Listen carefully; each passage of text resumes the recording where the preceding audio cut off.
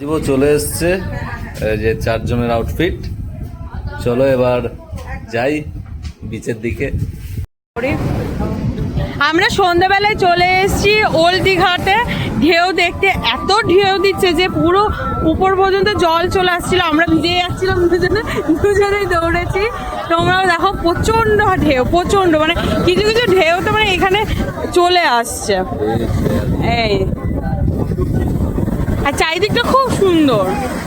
সমুদ্রের ঢেউ দেখতে দেখতে অনেকটা টাইম কেটে গেছিল, আর যেন মনে হচ্ছিল সমুদ্রের ওল্ড দীঘার এই গেট আর গেটের ঠিক উল্টো দিকে একটা বিশ্ব বাংলার স্ট্যাচু, দীঘার মার্কেট, যেটা মানে এ মাথা থেকে ও মাথা বিশ্ব বাংলার স্ট্যাচু রয়েছে এখানটা একটা আই লাভ দীঘার আর এই মার্কেটে যদি এদিকে আরো অনেক কিছু আছে। তোমরা অবশ্যই ট্রাই করো, খুব টেস্টি টেস্টি চলো আস্তে আস্তে এক্সপ্লোর করি, দেখতে থাকি কি কি আছে, মাখা কি আছে না আছে। চলো অনেক দেখি। ধরনের আছে এখানে। ফুচকাটাও খুব সুন্দর আমার লেগেছে। আর এই যে গেটটা একটু আগে দেখলে, এরকম পরপর দুটো বা তিনটে গেট ছিল যেখানে তোমরা খুব সুন্দর সুন্দর পিকচার ক্লিক করতে পারবে। আর আমি দীঘা থেকে একটা জিনিস খুব লক্ষ্য করেছি যে এখানে শঙ্খ পাওয়া যায় খুব সুন্দর সুন্দর। তারপরে শাঁখা, এই ওল্ড দীঘাতে 100 টাকার মধ্যে খুব সুন্দর সুন্দর শাঁখা ছিল। তোমরা যদি যাও খোঁজ করে দেখতে পারো, সামনেই পেয়ে যাবে। আর ঝিনুকের বা বিভিন্ন হ্যান্ডমেড জিনিস ছিল খুব সুন্দর। আর এখানে একটা আই লাভ দীঘা বলে একটা গেট টাইপের করা ছিল, যেখানে ফটো তোলার জন্য খুব ভিড় ছিল। আর ওল্ড দীঘা মার্কেটে সবসময় ভিড় থাকে, সে দিনের বেলা বলো বা রাত্রিবেলা বলো।